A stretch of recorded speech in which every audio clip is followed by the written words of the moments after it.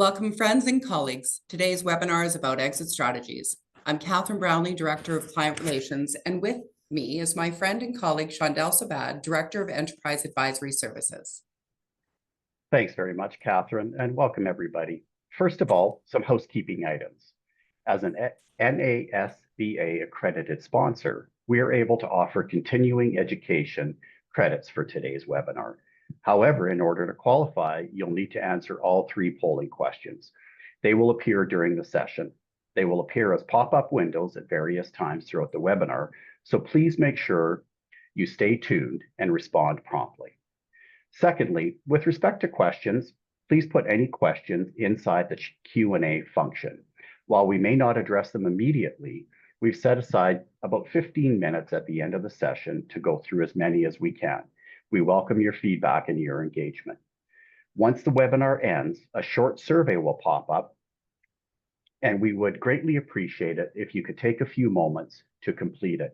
Your feedback will help us to improve, but also plan for future webinars. And also, if you'd like, you can enable the closed captioning. Simply click on the live transcript button at the bottom of your screen and then select Show Subtitle. This will be very helpful if you're in a noisy area. Thank you, Sean. And I see we have lots of friends on the call today. Harry, welcome. We are so glad you're here. We look forward to your feedback, where we can improve as our mentor and friend. Thank you, everyone, for joining us. We will cover some of the key considerations that business owners will want to prepare for when thinking about successful exits. Why is this important? Well, a few key statistics on exit planning readiness include 75% of business owners plan to exit their business in the next 10 years, but only 10 to 15% have a formal exit plan in place. 83% of owners have no written transition plan, and 49% have done no planning at all. Only 20 to 30% of businesses listed for sale actually sell. This reflects poor planning, unrealistic valuations, and owner dependence. Half of exits are unplanned due to death, disability, divorce, dispute, or distress. You'll find all of this information on the Exit Planning Institute website, Wealth Management Canada, and the Canadian Federation of Independent Business. The stats are shocking to me. I'm curious to know if they are to you as well. Sean? Oh, yes, definitely. And most surprisingly is the 5 Ds. A lot of these statistics are solvable problems. If they're addressed early, you can prevent yourself from becoming a statistic. Thanks, Sean. No kidding. In this section, Exit Strategies Overview, we'll cover a few of the potential options when considering an exit, along with the advantages and disadvantages. So let's jump right in with our expert, Shondell Sabad. Awesome. Thank you very much, Catherine. I really appreciate it. So when it comes to planning an exit, business owners typically have 2 broad categories to choose from: internal options and external options.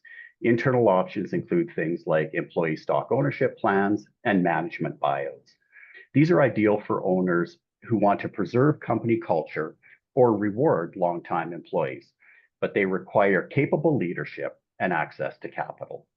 Secondly, external options include strategic sales and selling to private equity or going public through an IPO. Strategic buyers often pay a premium for synergies, while private equity firms are focused on financial performance and growth potential. IPOs, though rare, are typically reserved for larger businesses ready for the regulatory spotlight. While IPOs offer prestige and liquidity, they are typically pursued by companies with strong governance and the ability to fund the extra costs of being a public company. The process is complex, costly, and requires significant regulatory compliance. Given these demands, IPOs fall outside the scope of today's presentation, which focus on more common and accessible exit paths. At Andersen, we help clients understand the benefits and challenges of each path and design an exit strategy aligned with their goals.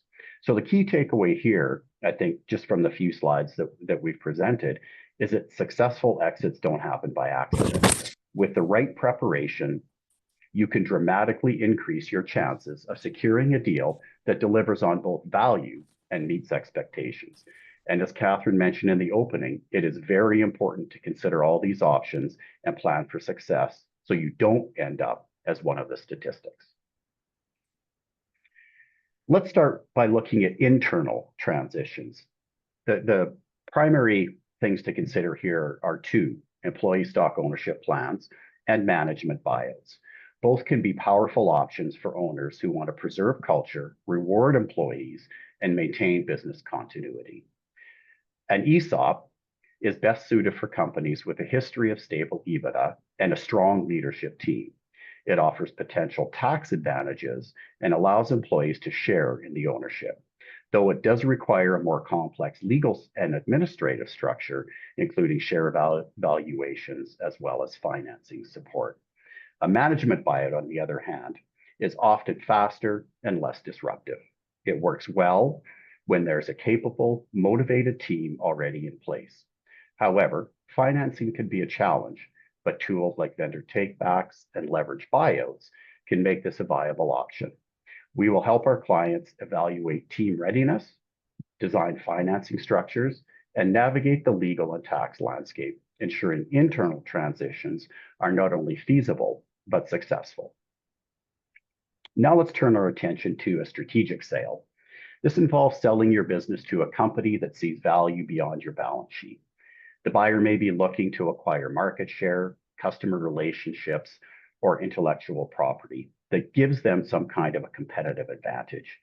These buyers will often pay a premium, especially if your business offers meaningful synergies, like access to new markets, operational efficiency, or a complementary product. This is where we frequently see high multiple exits. However, strategic deals can involve deeper due diligence and potential changes to the company's leadership or culture post-sale. That's why preparation matters. We help clients shape their business to appeal to strategic buyers, develop a go-to-market strategy, and structure the transaction with tax efficiency in mind. Selling to private equity is an increasingly common path for mid-market business owners seeking liquidity while still participating in companies' growth. Private equity firms will typically look for strong, scalable businesses with stable cash flow, but what they want is a clear growth potential. And they will integrate them either as a standalone platform or an add-on to their existing portfolios. A key feature of these deals is the option for rollover equity. This allows the current owner or owners to retain a stake in the business and benefit from a future potential sale. This provides business owners with a potential second liquidity event. However, with private equity, timing is crucial, as private equity funds operate within an investment life cycle and they need to deploy and exit capital efficiently and usually within a specified period of time. We bring deep experience in working with PE-backed transactions and leverage our global network to help clients identify the right fit. So now that we've looked at strategic and private equity buyers, let's quickly compare them side by side. Strategic buyers are focused on synergies like market access, IP, and other capabilities, and may pay a premium if your business strengthens their competitive position. Financial buyers, on the other hand, are return-driven. They want strong EBITDA, stable cash flow, and a leadership team that can scale. Each buyer type has different expectations, different deal structures, and different timelines. And aligning your business to their priorities can make or break your valuation. We help clients navigate both paths, ensuring they're positioned for the right buyer at the right time. Awesome. Thank you, Shondell. And now we're ready for poll number 1. Which of the following best describes the key advantage of a strategic sale? Lower regulatory burden and limited due diligence. Buyer is primarily focused on internal rate of return. Potential for a premium valuation due to strategic synergies, or simplified deal structure with limited tax planning required. This is a great question because it really does highlight how different buyers evaluate value, Obviously, strategic buyers just aren't looking at your EBITDA. They're thinking about how your business fits into their business or some of the portfolio companies that they might have. That could be entering a new market, acquiring technology, or bringing in your team. In those cases, they're often willing to pay a premium, sometimes significantly more than a financial buyer. Awesome. Looks Thank you. like polling question number 1 is completed. Is that correct? Awesome. That's perfect. C is correct. Strategic buyers pay more when your business helps them grow. By adding customers, entering new markets, or enhancing capabilities, these synergies often lead to higher valuations. Excellent. Well done, everybody. Yes, very good. Thank you. Now, positioning for profit. In this section, we will explore how to strategically position your business for a high-value exit. We will walk through the essential mindset shift from operator to investor and highlight the important valuation factors that buyers look for. From enhancing revenue quality and leadership succession to tightening financial reporting and preparing for a quality of earnings review, this is about setting your business up to attract premium offers and giving you the confidence to exit on your own terms. It all starts with a mindset shift. The first step in positioning for profit is a mental shift. Begin approaching your business through the lens of an investor first and an owner second. Think beyond day-to-day operations and start evaluating your business as an asset.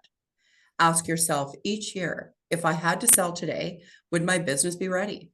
That mindset leads to strategic decisions around structure, documentation, and leadership.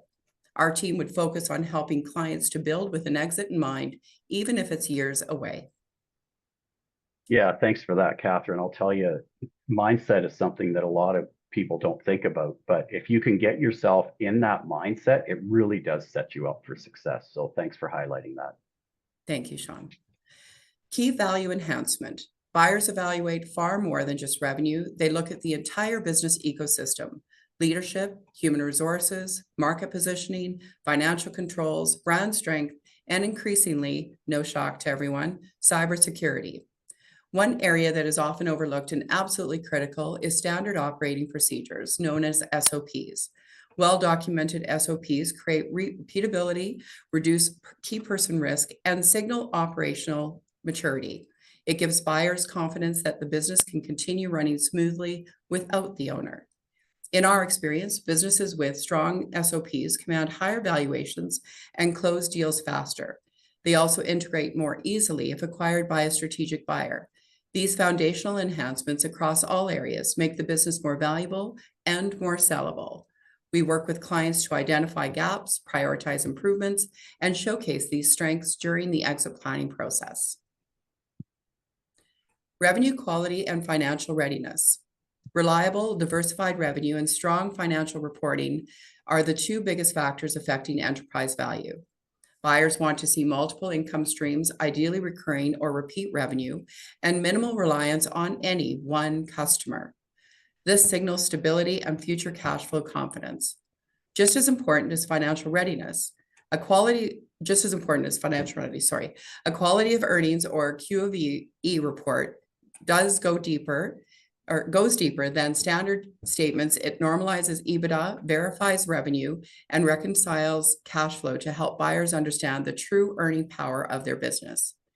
We help clients shift toward higher quality revenue models and ensure financials are clean, GAAP compliant, and ready for due diligence. That kind of preparation directly supports valuation and accelerates the sales process. Now, my favorite part, the people part. People, leadership, and succession. Buyers place significant value on strong, stable leadership teams and on knowing that the business can thrive without the current owner. Over-reliance on the founder is a red flag that can reduce valuation or even kill a deal. The path to leadership continuity starts with identifying key roles and high-impact individuals, then designing incentives to retain them. Retention bonuses, phantom equity, and stay agreements help secure top talent and provide buyers with confidence in the transition. We work with clients to assess leadership gaps, build succession plans, and structure retention strategies that signal a high-performing, sustainable operation, one that buyers see as both valuable and low risk. And now, polling question number 2. Here's the question. Buyers often consider many factors when evaluating a business. Which of the following is typically the most important? Is it the owner's personal brand and visibility? Or is it B, high margin project-based revenue? Or C, diversified recurring revenue with low customer concentration? Or is it D, minimal overhead and low employee headcount? Awesome. Great question, Sean. Thank you. When buyers evaluate business, they consider dozens of factors, and not all of them carry equal weight. What tends to matter most is the predictability and reliability of future earnings. And that starts with the revenue model, how consistent it is, how diverse your customer base is, and how likely that income is to continue after the owner steps away. The question really does get to the heart of what drives valuation. Yeah, and what we want to make sure that we're doing is we're not discounting the other factors. Obviously, people is very, very important. Quality people are very, very important, and a lot of the other things that we had mentioned earlier. So what we're trying to highlight here is, if you're looking for a quick hit, where do you get the biggest bang for your buck? And I believe the polling question is in. Look at that, 80% correct. So that's awesome. The correct answer is C, diversified recurring revenue with low customer concentration. Buyers will place a premium on revenue that is recurring, predictable, and not overly reliant on a few customers. This really does signal reduced risk, and it does support higher valuations. Again, not to discount the other items that we mentioned, but this is a typical deal. So thank you for answering the question. So next, we'll move on to the legal, tax, and financial factors. So in this section, what we really want to do is we want to cover the critical legal, tax, and financial considerations. And again, this can be a very, very deep subject. So we're really just giving an overview here. Because these items can significantly impact the outcome of your business exit.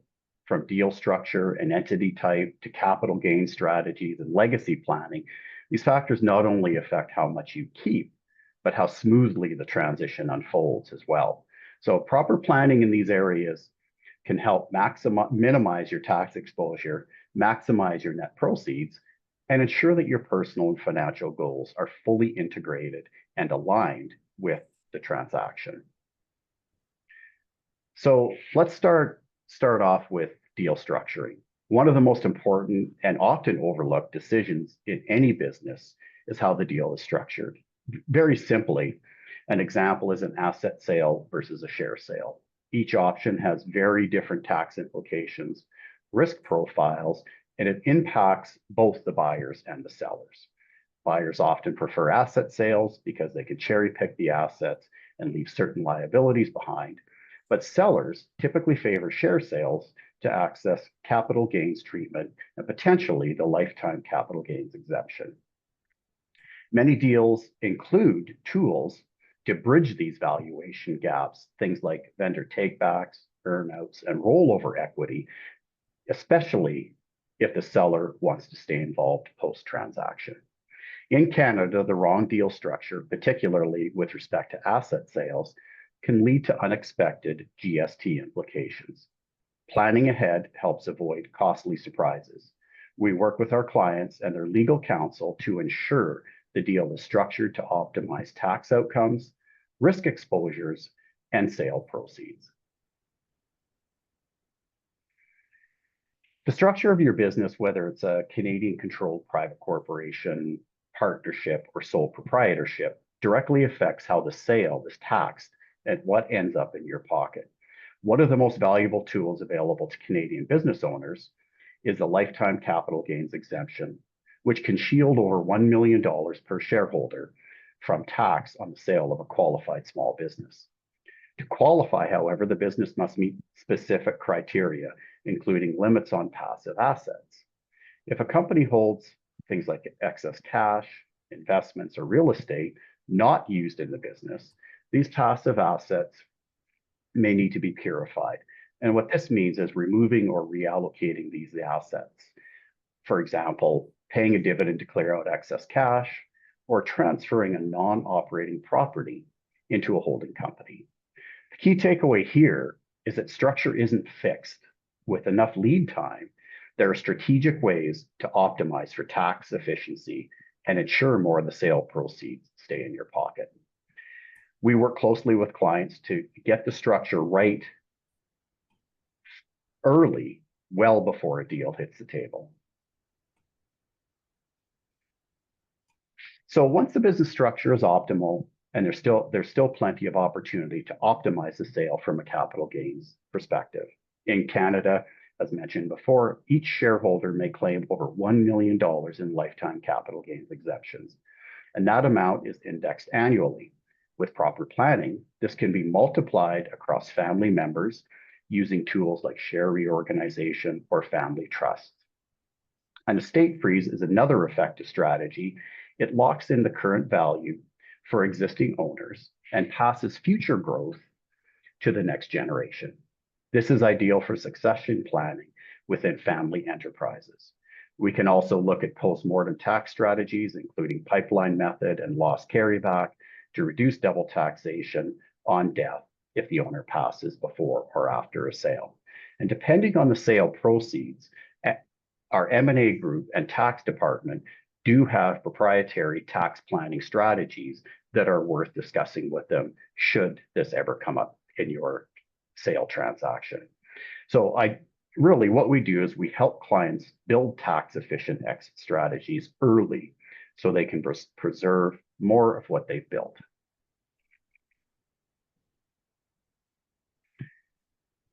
This stage is really about tying everything together and making your business clean, credible, and transferable. This is a foundation for a successful exit. It starts with resolving the operational issues, streamlining financials, and producing accurate, timely reporting to support the valuation. It's also about protecting and documenting your intangible value, things like intellectual property, trade secrets, client relationships, and proprietary business know-how.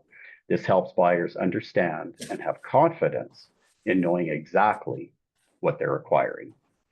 Things like a simple SWOT analysis, strengths, weaknesses, opportunities, and threats can help surface risks like customer concentration or outdated systems.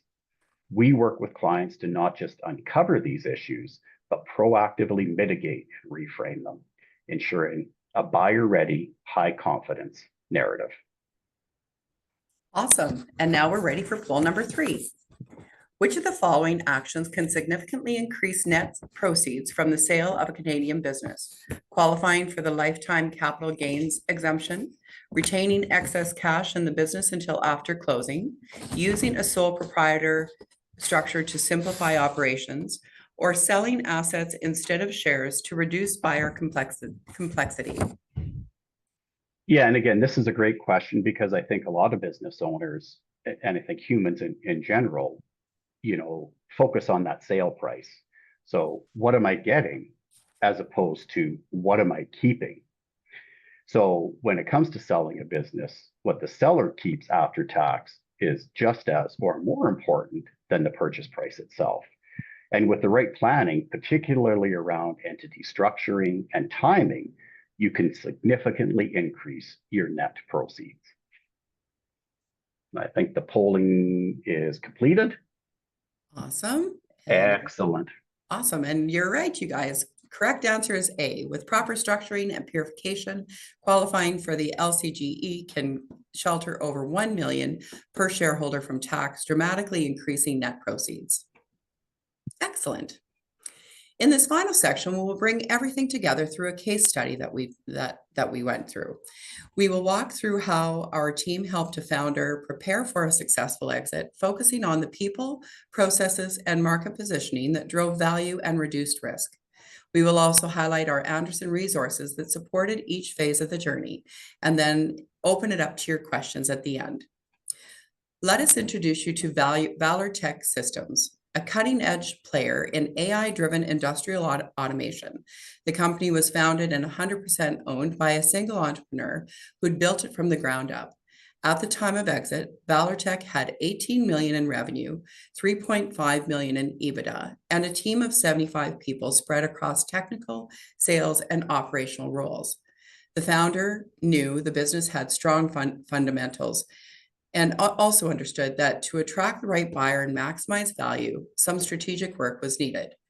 Over the course of 18 months, we worked with her to clean up operations, strengthen leadership, and position the company for a high-value exit. That preparation paid off. The company completed a strategic sale with rollover equity, allowing the founder to stay involved and benefit from upside. From the start of the transformation to deal close, the process took 24 months and resulted in an outcome that checked all of her boxes: value, fit, and future opportunity. Yeah, so just a little bit about Valor Tech. Valor Tech was a promising automation company with strong IP and major US-based clients. However, 85% of its revenue came from 2 contracts, creating high customer concentration risk. The business was heavily reliant on the founder with no formal management team in place. They had outdated financials and no documented systems or succession plan. Despite these gaps, a competitor had expressed informal interest in acquiring the business. This prompted the founder, who was nearing retirement, to consider an exit. However, the challenge was that the business wasn't sale ready, and the founder's expectations were significantly above market realities. Bridging that gap would require a structured transformation to align the business with the buyer's expectations in order to unlock the true value of the company. So in phase 1, this was all about laying the foundation. The business had strong potential, but it lacked the financial structure, the systems, and the leadership depth that buyers demand. Our enterprise advisory team started by implementing monthly accrual-based reporting and key performance indicators, giving the founder and future buyers a clear line of sight into financial performance. Together with our M&A team, we developed a well-supported valuation model and systematically documented critical processes across operations and client onboarding to eliminate reliance on informal, undocumented know-how. And finally, we addressed a leadership gap. With the support of our human resources and recruitment team, we sourced and onboarded a new COO, transitioning day-to-day operations away from the founder and creating leadership continuity that buyers could trust. This phase transformed Valor Tech from a founder-dependent company into a business with structure, visibility, and leadership depth, setting the stage for a successful sale. Awesome, Sean. Thank you. In phase 2, we turned our attention to the sales engine, another one of my favorite topics, because even the best product or service will not sell itself. Valor Tech sales function lacked structure, consistency, and accountability. We helped to recruit and onboard 2 key hires, a director of sales and a technical solutions consultant, laying the foundation for a stronger, more capable team. Next, we implemented a scalable CRM and lead qualification process to bring visibility and discipline to the pipeline. Sales scripts and client engagement playbooks were created. Then our team provided coaching to elevate performance and collaboration.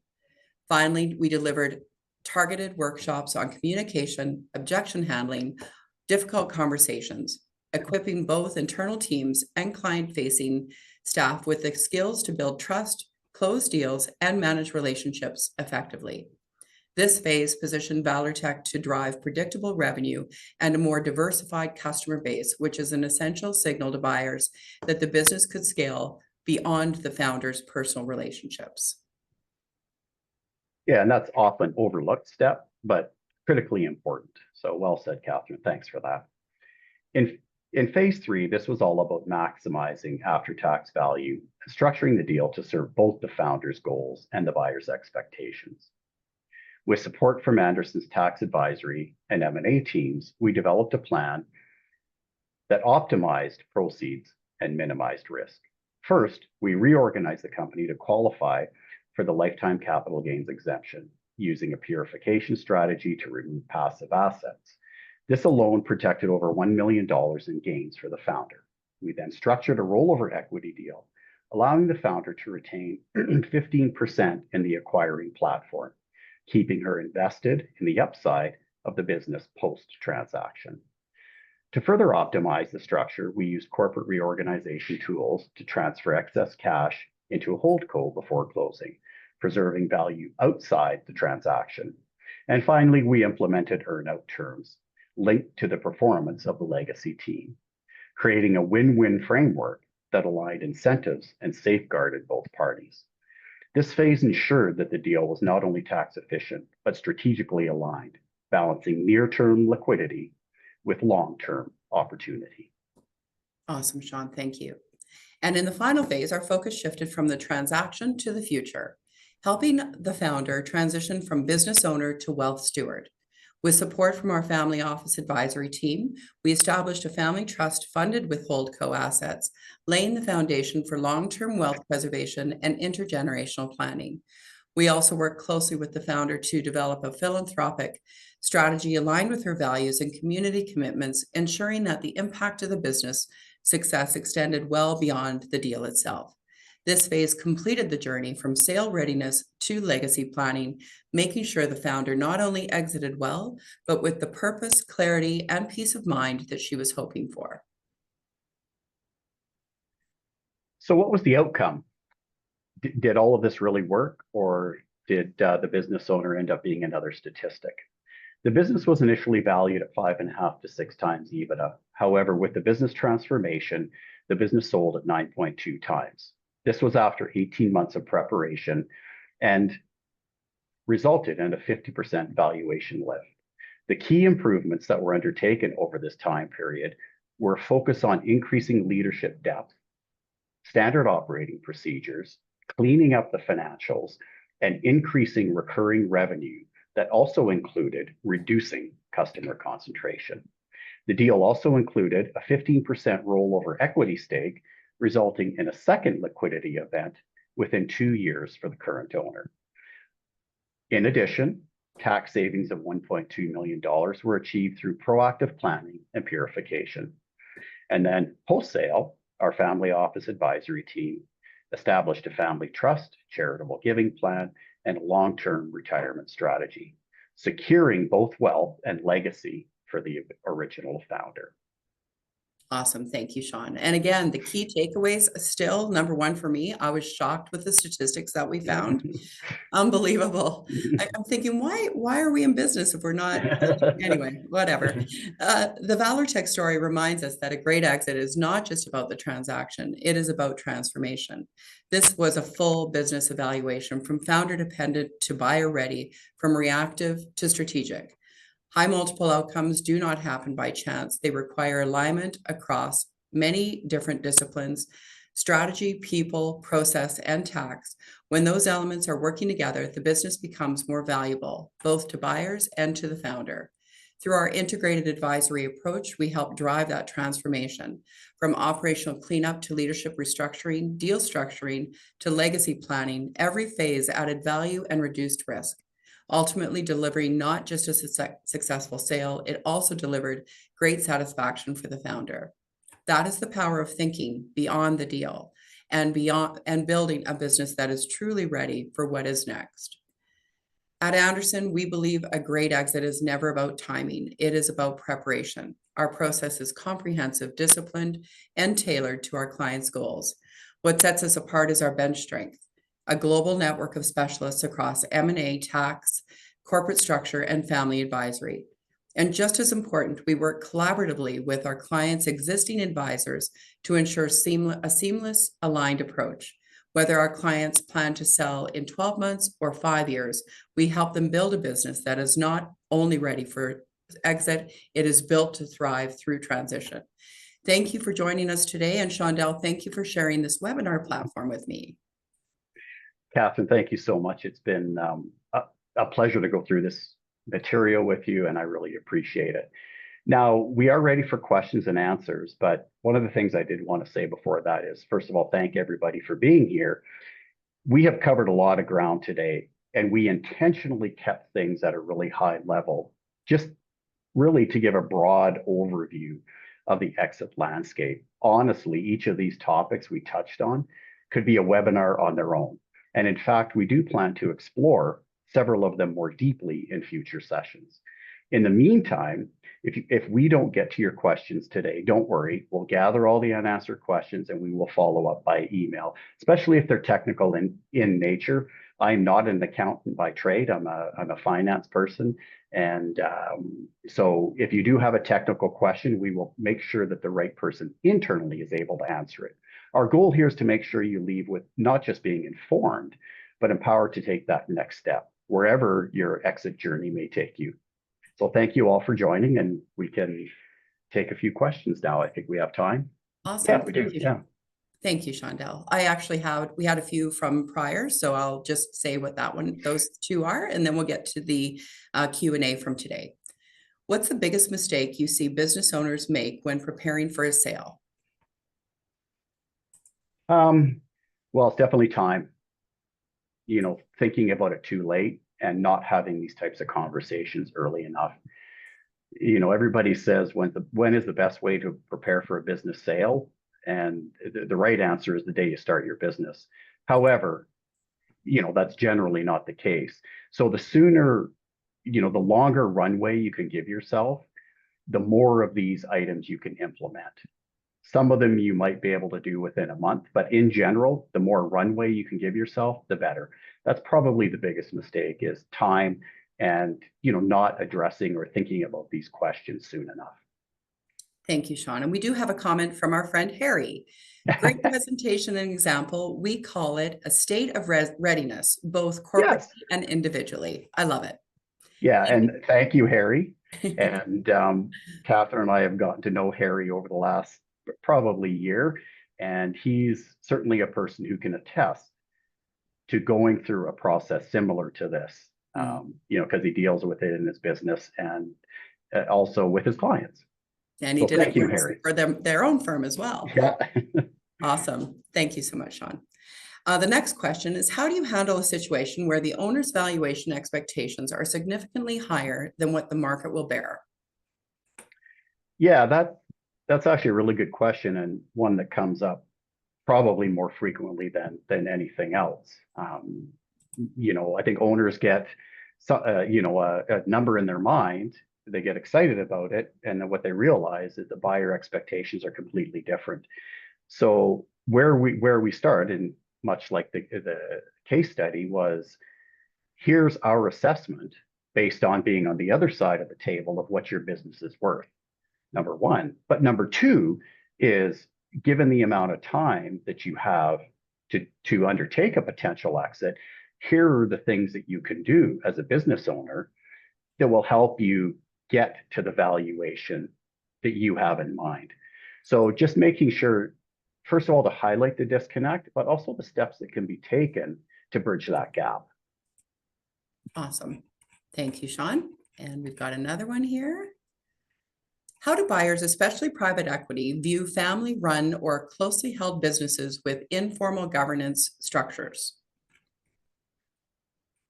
Well, I won't say not very favorably, but governance is very important for private equity. That's why the due diligence process is so onerous. So I would say that it would either be one of two things. It would have to be something that would have to be fixed and remedied, or it would be a deal killer.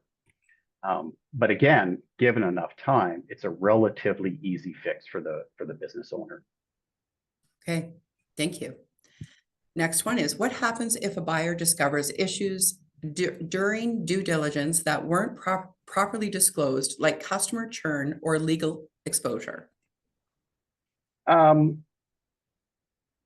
In general, sellers are always looking for those points that will help increase the valuation, and buyers are looking to do the opposite. So one of two outcomes. If it's an unremediable item, it will certainly reduce valuation, or it will kill the deal. Okay, thank you. How do you position a business for a premium valuation if it doesn't have recurring revenue, but it is still highly profitable? Well, I think in an instance like that, again, in an ideal situation, you want all of those, you know, metrics. You want to get an A+ on all of the valuation metrics. In reality, it's very unlikely. So if there's avenues to increase, the diversity of your clients and, have more recurring revenue, then those would certainly be something that could be explored. But in the absence of that, the valuation metrics would simply be based on profitability and likely would be industry specific, right? Chances are, if there is no opportunity to change the revenue model, you're likely in an industry where recurring revenue isn't part of the business model. Okay, thank you. And how does the lifetime capital gains exemption factor into exit planning, and who qualifies? Oh, well, that's a good question. In general, and again, I'll leave that to my tax experts here at Andersen to answer that question.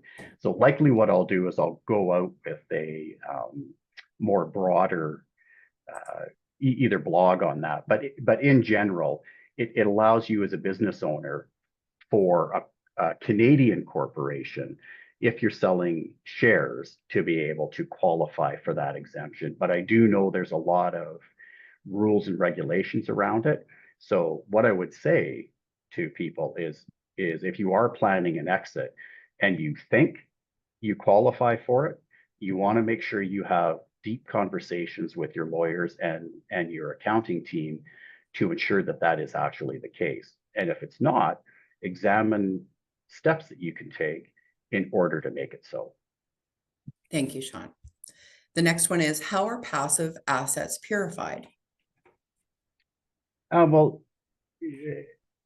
again, we did cover that briefly, but it could be, if your business has been highly profitable and there's there's a large cash balance sitting in the corporation, you could simply pay that out as a dividend. And again, not being an accountant, I would defer that to the folks here at Andersen who are. So it could be something like that. Or, if you have passive, whether it's stocks and bonds or real estate, you can bifurcate them out into a holding company. That's broadly the how purification would work. Mechanically, it would be case specific. Awesome. Thank you. Is there a framework to determine excess working capital in a company to provide insight into what assets, et cetera, can be purified and moved to holdco? That would probably, I'd like to take that question. Okay. I'd like to take that question away, but in general, I would say I won't say there's like a mathematical formula, but it would be based on current needs of the business, future needs of the business, as well as what the owner or what the shareholders would like to see out of the transaction. And then really it's just running it through the valuation model to see what impact it has on the valuation. But I'll take that one away because I think there's a better answer here in the office. Okay, thank you, Sean. And that may apply to this next question as well. What role does a company's branding play in the valuation process? I understand it's an intangible asset that should show up on the balance sheet.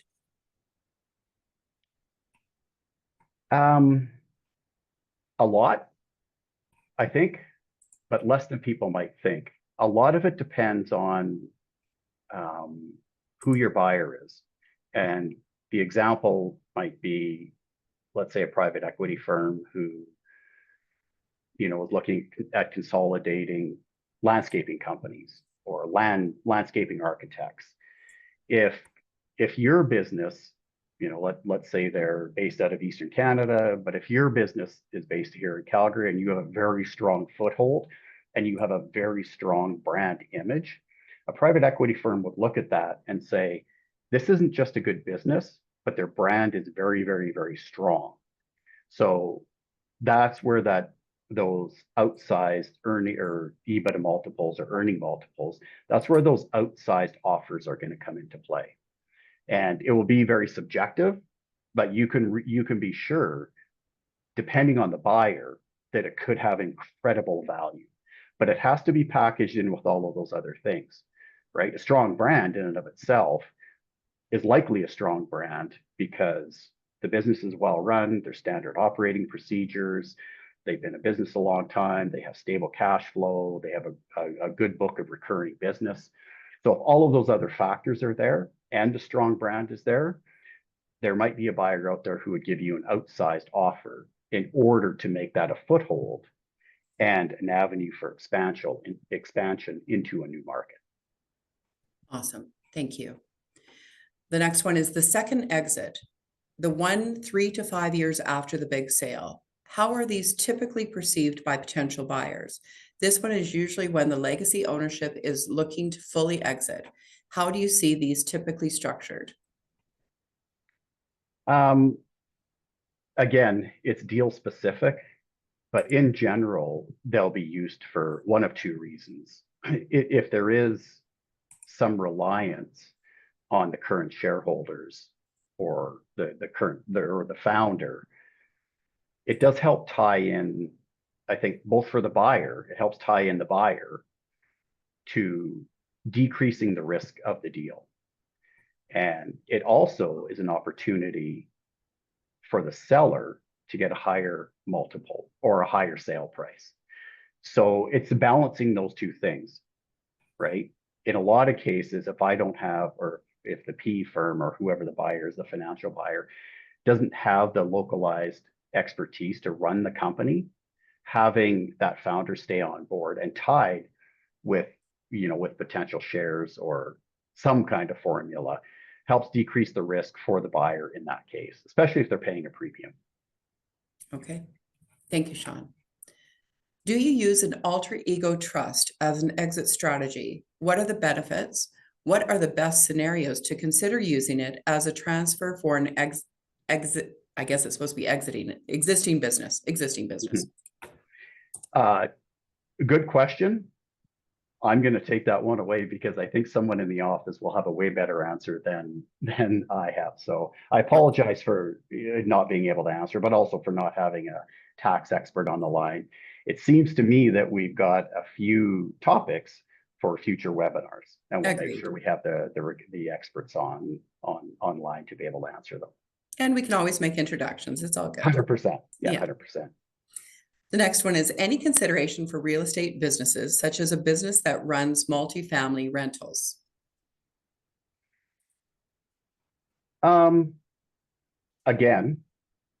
it's all of these steps that we outlined in the Valor Tech case can be applied to any business, right? Is there standard operating procedures?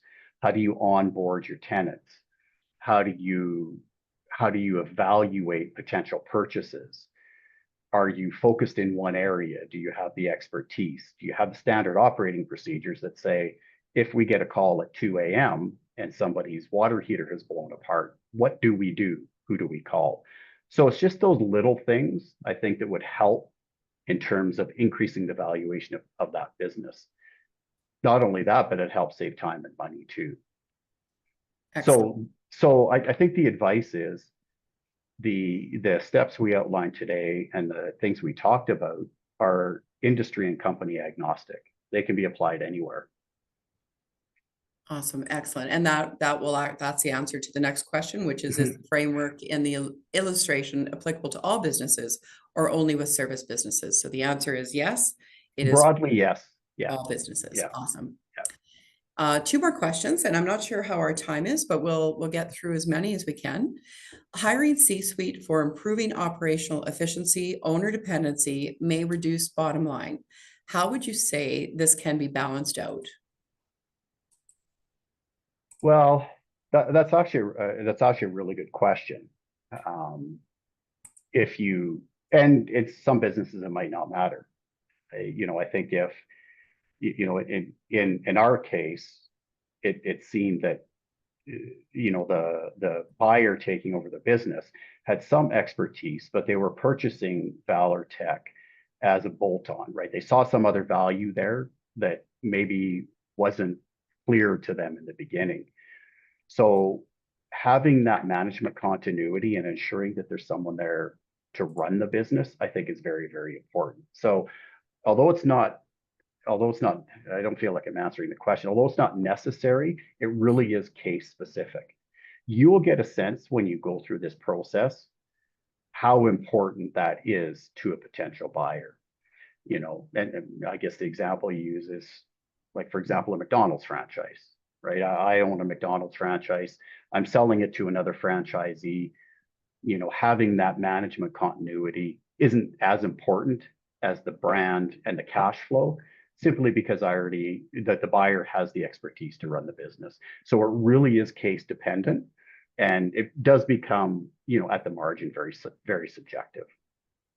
And you're right, Sean. And in ValorTech's case, the owner, the founder, was ready to retire or thinking for the next phase. So it was perfect timing for her to bring in a C-suite person. Mm-hmm. The last question I see is, how are you seeing the current economic uncertainty impact upcoming and current deals? Oh, that's a loaded one. Yeah, that's right. That's a webinar in and of itself. Yeah. Volatility always creates opportunity, and it to some degree, it will be detrimental to those who panic. So, it will create opportunity, and you will see buyers stepping in. Now, they're going to view it as the opportunity maybe to buy something at a discount. And if you look at somebody like Warren Buffett, he tends to do most of his buying, during times like this when things kind of fall apart.